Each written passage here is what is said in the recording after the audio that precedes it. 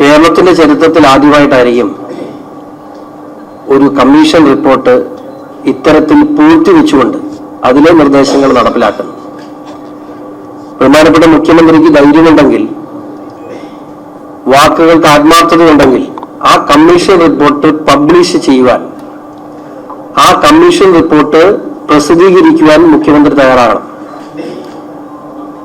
കാണാമറയത്ത് ഒളിച്ചു വെക്കുവാൻ ഇത് പോസ്കോ കേസിലെ എഫ്ഐആർ ഒന്നുമല്ല, JB കോശി കമ്മീഷനിലെ 222 നിർദ്ദേശങ്ങൾ വിവിധ വകുപ്പുകൾ വഴി നടപ്പിലാക്കി എന്നുള്ള ഒരു അവകാശവാദം അദ്ദേഹം ഉന്നയിക്കുകയുണ്ടായി.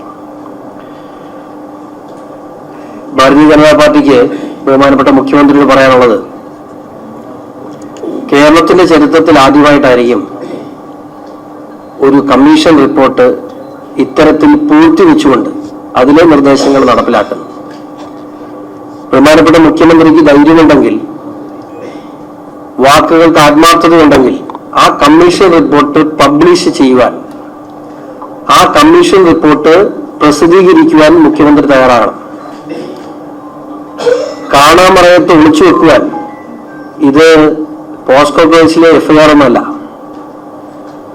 അതുകൊണ്ട് ഇത് പബ്ലിഷ് ചെയ്യാനും ഇത് പൊതുസമൂഹത്തിൽ അതിനെക്കുറിച്ചുള്ള നിർദ്ദേശങ്ങൾ എന്താണെന്ന് പൊതുസമൂഹം ചർച്ച ചെയ്യാനുമൊക്കെ അവസരമുണ്ടാകണം. കഴിഞ്ഞ തെരഞ്ഞെടുപ്പ് സമയത്ത് 2020 ഈ പിണറായി വിജയൻ സർക്കാരിന്റെ കാപട്യം കൃത്യമായി വെളിവാക്കുന്ന ഒരു കാര്യമാണ് ഈ തെരഞ്ഞെടുപ്പിൽ നമുക്ക് മനസ്സിലായത്. 2021 തെരഞ്ഞെടുപ്പ് സമയത്ത് 2020 നവംബർ മാസത്തിലാണ് ക്രൈസ്തവ സമൂഹത്തിന്റെ പിന്നോക്കാവസ്ഥ പഠിക്കാൻ ഇത്തരത്തിലൊരു കമ്മീഷനെ സർക്കാർ നിയമിക്കുന്നത്. 2023 മെയ് മാസത്തിൽ, കൃത്യമായി പറഞ്ഞാൽ 33 മാസങ്ങൾക്ക് മുമ്പ് സമർപ്പിച്ച റിപ്പോർട്ടാണ് സർക്കാർ 33 മാസം ഒളിച്ചു വെച്ച് സഭയുടെയും അതുപോലെ സമൂഹത്തിന്റെയും ക്രൈസ്തവ സമൂഹത്തിന്റെയും വലിയ പ്രതിഷേധത്തെ തുടർന്ന് ഇപ്പോൾ ഇത് പ്രഖ്യാപിക്കാൻ തയ്യാറായിട്ടുള്ളത്. പ്രഖ്യാപിച്ച 222 പദ്ധതികൾ ഇന്ന് ദീപികയുടെ എഡിറ്റോറിയൽ, ക്രൈസ്തവ സഭയുടെ മുഖപത്രമായ ദീപികയുടെ എഡിറ്റോറിയൽ വളരെ കൃത്യമായി പറഞ്ഞിട്ടുണ്ട്. 222 പദ്ധതികളിൽ ഏതെങ്കിലും ഒരു കാര്യം ക്രൈസ്തവ സഭയ്ക്ക് അല്ലെങ്കിൽ പിന്നോക്കാവസ്ഥയിൽ നിൽക്കുന്ന ക്രൈസ്തവ സമൂഹത്തിനോ ഗുണകരമായ എന്തെങ്കിലും പദ്ധതികൾ അതുവഴി നടപ്പിലാക്കിയത് വഴി ഈ സമൂഹത്തിന് എന്തെങ്കിലും മെച്ചമുള്ളതായിട്ട് അറിയാൻ കഴിയുന്നില്ല. അതാണ് പ്രധാനപ്പെട്ട കാര്യം. ഇത് കാപട്യമാണ്. മാത്രമല്ല, ഈ JB കോശി കമ്മീഷൻ റിപ്പോർട്ടിനെ സംബന്ധിച്ച് 33 മാസം ഇത് സർക്കാർ ഒളിച്ചു വെച്ചിട്ടും ഇതിനെതിരെ ഒരു അക്ഷരം പോലും കോൺഗ്രസ് നിയമസഭയ്ക്കുള്ളിലോ പുറത്തോ ഒരു പ്രതിഷേധം പോലും സംഘടിപ്പിച്ചില്ല എന്ന് പറയുമ്പോൾ ഈ വിഷയത്തിൽ ഇവർ രണ്ടുപേരും ആരെയോ ഭയക്കുന്നു എന്ന് വളരെ കൃത്യമായി തന്നെ നമുക്ക് പറയേണ്ടിയിരിക്കുന്നു. അവർക്ക് ഇതുമായി എന്തോ ഒളിച്ചു വെക്കാനുണ്ട്.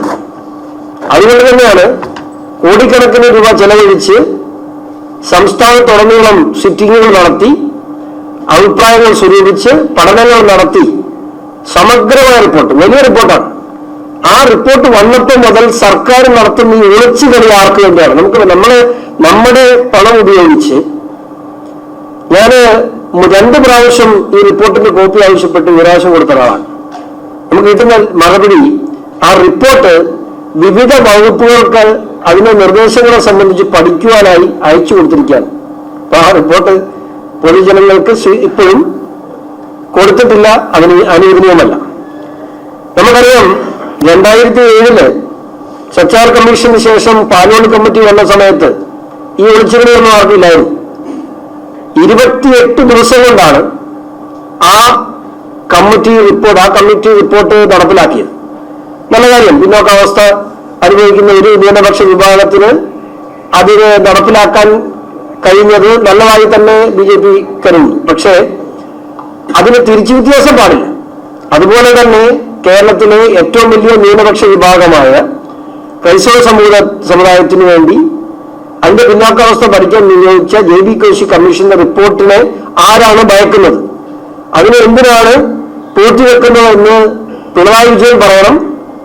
അതിന്മേൽ പിണറായി വിജയൻ സർക്കാരിന്റെ ഈ നടപടിക്കെതിരെ മിണ്ടാതിരിക്കുന്ന കോൺഗ്രസിന്റെ നിലപാട് എന്താണെന്നും ഇവിടെ BJP ആരായില്ല. അതുപോലെ ഈ വിഷയത്തിൽ തന്നെ നിരവധി നിർദ്ദേശങ്ങളുണ്ട്. അതിന് ഏറ്റവും എടുത്തു പറയേണ്ട കാര്യം, സർക്കാർ നമ്മുടെ എയ്ഡഡ് കോളേജുകളിൽ കമ്മ്യൂണിറ്റി മെറിറ്റ് ഇപ്പോ ക്രിസ്ത്യൻ കോളേജുകളിൽ എയ്ഡഡ് കോളേജുകളിലുള്ളത് 10%. ആ 10% 20% വർദ്ധിപ്പിക്കണമെന്ന് ഈ കമ്മീഷൻ റിപ്പോർട്ടിനകത്തുണ്ട്. ആ കമ്മീഷൻ റിപ്പോർട്ടിന്റെ കോപ്പി അറ്റവും മൂലമൊക്കെ ആയിട്ട് പുറത്തു വന്നതിൽ നമുക്ക് കിട്ടുന്നതാണ്. ആ റിപ്പോർട്ടിൽ കൃത്യമായി നിർദ്ദേശിച്ചിട്ടുണ്ട്. ആ നിർദ്ദേശത്തെ സർക്കാർ ഇന്നുവരെ കണ്ടതായിട്ട് നമുക്കറിയാൻ കഴിയുന്നില്ല. മാത്രമല്ല, സ്കോളർഷിപ്പ് സംബന്ധിച്ച് നമുക്കറിയാം, ഈ പാലോളി കമ്മിറ്റി വന്നതിന് ശേഷം CH മുഹമ്മദ് കോയ സ്കോളർഷിപ്പ് പിന്നോക്കാവസ്ഥ അനുഭവിക്കുന്ന കുട്ടികൾക്ക് വേണ്ടി അന്ന് സർക്കാർ പ്രഖ്യാപിച്ച സ്കോളർഷിപ്പ്, സമാനമായ സ്കോളർഷിപ്പിന്റെ നിർദ്ദേശം ഇതിനകത്ത് വന്നിട്ടുണ്ട്. ആ സ്കോളർഷിപ്പിനെ സംബന്ധിച്ച് ഒരു തീരുമാനവും, അതായത് പ്രകടമായി പിന്നോക്കാവസ്ഥ അനുഭവിക്കുന്ന ക്രൈസ്തവ സമൂഹത്തിന് വേണ്ടിയുള്ള ഒരു നിർദ്ദേശങ്ങളും സർക്കാർ നടപ്പിലാക്കിയിട്ടില്ല. സാധാരണയായി ഭരണ സംവിധാനങ്ങൾ നടന്നു പോകുന്ന കാര്യങ്ങൾക്കപ്പുറത്തേക്ക് ഈ കമ്മീഷൻ പ്രാധാന്യത്തോടുകൂടി പറഞ്ഞ് അടിസ്ഥാനപരമായ സമൂഹത്തെ ബാധിക്കുന്നു. ദിവ്യയുടെ മുഖപത്രമാണ്. ഈ കമ്മീഷൻ റിപ്പോർട്ടിലെ നിർദ്ദേശങ്ങൾ നടപ്പിലാക്കിയത് വഴി എന്തെങ്കിലും ഒരു പുതിയ കാര്യം ക്രൈസ്തവ സമൂഹത്തിൽ സംഭവിച്ചിട്ടില്ല എന്നുള്ളതാണ് നമ്മളെ സംബന്ധിച്ച് ഏറ്റവും വലിയ വിഷയം. പ്രധാനമന്ത്രി ജൻവികാസ് കാര്യക്രം പോലെയുള്ള കേന്ദ്ര സർക്കാരിന്റെ നേരിട്ടുള്ള പദ്ധതികൾ നടപ്പിലാക്കുമ്പോൾ ക്രൈസ്തവർക്കും ക്രൈസ്തവ മേഖലയ്ക്കും തുല്യ പരിഗണന നൽകണം. ഇതിനകത്ത് ഒരു നിർദ്ദേശമാണ്. ആ നിർദ്ദേശത്തിൽ ക്രൈസ്തവർ അധിവസിക്കുന്ന മേഖലകൾ ഏതാണ് എന്ന് നിർദ്ദേശം കൊടുക്കേണ്ടത് സംസ്ഥാന സർക്കാരാണ്. കാലങ്ങളായിട്ടുള്ള സഭയുടെ ആവശ്യമാണ് ക്രൈസ്തവർ കൂടുതലായി അധിവസിക്കുന്ന മേഖലകളെ ആ പദ്ധതിയിൽ ഉൾപ്പെടുത്തണം. ഇന്ന് വരെയും സംസ്ഥാന സർക്കാർ ആ നിർദ്ദേശം കേന്ദ്ര സർക്കാർ സമർപ്പിച്ചിട്ടില്ല. അതുപോലെ തന്നെ EWS കേരളത്തിൽ ഏറ്റവും അധികം ചർച്ച ചെയ്യപ്പെടുന്ന ഒരു വിഷയമാണ്. 2018 നരേന്ദ്രമോദി സർക്കാർ കൊണ്ടുവന്ന മുന്നോക്കക്കാരിലെ സാമ്പത്തിക പിന്നോക്കാവസ്ഥ അനുഭവിക്കുന്നവർക്കുള്ള EWS ഈ JBPC കമ്മീഷൻ വളരെ കൃത്യമായി പറഞ്ഞിട്ടുണ്ട്. കാർഷിക മേഖല തകർന്നിരിക്കുന്നു. അതിന്റെ മാനദണ്ഡം സംസ്ഥാന സർക്കാർ നിർണയിക്കുമ്പോൾ 2.5 ഏക്കർ എന്ന് പറയുന്ന മാനദണ്ഡം മാറ്റണം. 1000 സ്ക്വയർ ഫീറ്റ് കെട്ടിടം എന്ന് പറയുന്ന മാനദണ്ഡം മാറ്റണം. അതിൽ പിന്നോക്കാവസ്ഥ അനുഭവിക്കുന്ന ക്രൈസ്തവ വിഭാഗത്തിൽ മാത്രമല്ല, കാർഷിക മേഖലയിൽ, പ്രത്യേകിച്ചും കുടിയേറ്റ കാർഷിക മേഖലയിലെ ഏക്കറേജിനെ കൃത്യമായി പുറംനിർണ്ണയിക്കണം. ഇതുവരെ ഒന്നും ചെയ്തിട്ടില്ല. ഇപ്പോ മദ്രസ അധ്യാപകർക്ക് നമുക്ക് പാലോളി കമ്മിറ്റിയുടെ നിർദ്ദേശപ്രകാരമാണ് മദ്രസ അധ്യാപകർക്ക് ആനുകൂല്യങ്ങൾ പ്രഖ്യാപിച്ചത്. സമാനമായി അത്തരത്തിലുള്ള ഏതെങ്കിലും തരത്തിലുള്ള ആനുകൂല്യങ്ങൾ സൺഡേ സ്കൂൾ അധ്യാപകർക്കായിട്ടോ മറ്റെന്തെങ്കിലും ഇവിടെ ഈ കമ്മീഷൻ റിപ്പോർട്ട് പ്രകാരം 222 നിർദ്ദേശങ്ങളിൽ നിർദ്ദേശിച്ചതായിട്ട് ഏതെങ്കിലും തരത്തിൽ കാണാൻ കഴിയുന്നില്ല. കമ്മീഷന്റെ രൂപീകരണ കാലഘട്ടം മുതൽ വളരെ കൃത്യമായി തന്നെ അലംഭാവം പ്രകടമായിരുന്നു. അദ്ദേഹത്തിന്റെ ഓഫീസ് സൗകര്യം പോലും ഇല്ലാതെ കമ്മീഷന്റെ പ്രവർത്തനം തുടങ്ങേണ്ടി വന്നത് ആ കാലത്ത് കൃത്യമായ ഒരു ചരിത്രമായിരുന്നു. 2026 ജനുവരി 6 നൽകിയ ഫേസ്ബുക്ക് പോസ്റ്റിൽ 2024 മാർച്ചിൽ 1 മാസത്തിനുള്ള എന്തോ ചെയ്യുമെന്നാണ് മുഖ്യമന്ത്രി തന്നെ പ്രഖ്യാപിച്ചത്. അത് പ്രഖ്യാപനം മാത്രമായിട്ട് ഒരുങ്ങി. ഇനി ഏറ്റവും ലേറ്റസ്റ്റ് ആയിട്ടുള്ള ഇഷ്യൂ, 16,000 അധ്യാപകർക്ക് നിയമനവുമായി ബന്ധപ്പെട്ട് ക്രൈസ്തവ സഭ മുന്നോട്ട് വെച്ചിട്ടുള്ള വലിയ ആകുലതകൾ അത് ഇന്നും പെൻഡിങ് നിൽക്കുകയാണ്. അന്ന് ബഹുമാനപ്പെട്ട വിദ്യാഭ്യാസ മന്ത്രി സഭയും സഭാപിതാക്കന്മാരെയും ക്രൈസ്തവ സമൂഹത്തെയും അപമാനിക്കുന്ന സ്റ്റേറ്റ്മെന്റ് നടത്തിയിട്ടുണ്ട്. ആ വിഷയവും JBPC കമ്മീഷന്റെ പരിഗണനയിൽ വന്നിട്ടുള്ള വിഷയമാണ്. ഇവിടെ ഒന്നും അടിസ്ഥാന കാര്യങ്ങളിൽ തൊടാൻ CPM തയ്യാറല്ല, പിണറായി വിജയൻ തയ്യാറല്ലെന്ന് മാത്രമല്ല അതിനെക്കുറിച്ച് ചോദ്യം ചെയ്യാൻ നിയമസഭയ്ക്കുള്ളിലോ പുറത്തോ കോൺഗ്രസ് പാർട്ടിയും തയ്യാറാകുന്നില്ല. ഇതിന് ഇന്നലെ ബഹുമാനപ്പെട്ട സംസ്ഥാന പ്രസിഡന്റ് പറഞ്ഞ പോലെ ഇവിടുത്തെ മതേതരത്വത്തെ സോഷ്യൽ ഓഡിറ്റിങ്ങിന് വിധേയമാക്കണം. ഇവിടുത്തെ ഇവർ പറയുന്ന മതേതരത്വം എന്താണ് എന്നുള്ളത്, ഈ വൺ സൈഡ് മതേതരത്വത്തെ തീർച്ചയായിട്ടും സോഷ്യൽ ഓഡിറ്റിങ്ങിന് വിധേയമാക്കണം. എന്തുകൊണ്ടാണ് ഇത്തരത്തിൽ സ്ഫോടനാത്മകമായ എന്തെങ്കിലും ആ റിപ്പോർട്ടിലുണ്ടോ?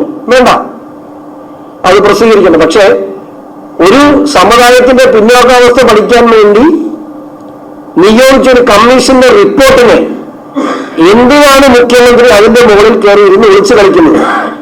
തന്റെ ഇടമുണ്ടെങ്കിൽ ആ റിപ്പോർട്ട് പ്രസിദ്ധീകരിക്കാൻ, അതിനെ ചർച്ച ചെയ്യാം. ആ ചർച്ചയുടെ അടിസ്ഥാനത്തിൽ സമൂഹത്തിനോ മറ്റോ ദോഷമുണ്ടാകുന്ന കാര്യങ്ങളാണെങ്കിൽ മാറ്റിവെക്കാം. ഇല്ലാതെ ഇത് പൂർത്തിവെക്കുന്നതിൽ മുഖ്യമന്ത്രിക്ക് ബാഹ്യശക്തികളുടെ സമ്മർദ്ദമുണ്ട് എന്ന് BJP കരുതുന്നു. അതുകൊണ്ട് തന്നെയാണ് മുഖ്യമന്ത്രി ഈ വിഷയത്തിൽ കൃത്യമായി നിലപാട് സ്വീകരിക്കാത്തതും ഒളിച്ചുകളി നടത്തുന്നതും. ഇപ്പോ തെരഞ്ഞെടുപ്പ് വരുമ്പോൾ സ്വാഭാവികമായി ഉണ്ടാകുന്ന പ്രതിഷേധത്തെ ഭയന്ന് വീണ്ടും 2021 പോലെ തന്നെ കണ്ണിൽ പൊടിയിടാനൊരു ബഹളവുമായി മുഖ്യമന്ത്രി ഇറങ്ങുകയാണ്. ഇതിൽ ശക്തമായ പ്രതിഷേധം ഏർപ്പെടുത്തുന്നു. ആ റിപ്പോർട്ട് പുറത്തുവിടണമെന്ന് ആവശ്യപ്പെടുന്നു. അതോടൊപ്പം കോൺഗ്രസിന്റെ ഈ വിഷയത്തെ ഒളിച്ചുകളി, മുഖ്യമന്ത്രിയുമായി ചേർന്നുള്ള കോൺഗ്രസ് പാർട്ടിയുടെ ഒളിച്ചുകളി അവസാനിപ്പിക്കണമെന്നും ഭാരതീയ ജനതാ പാർട്ടി ആവശ്യപ്പെടുന്നു.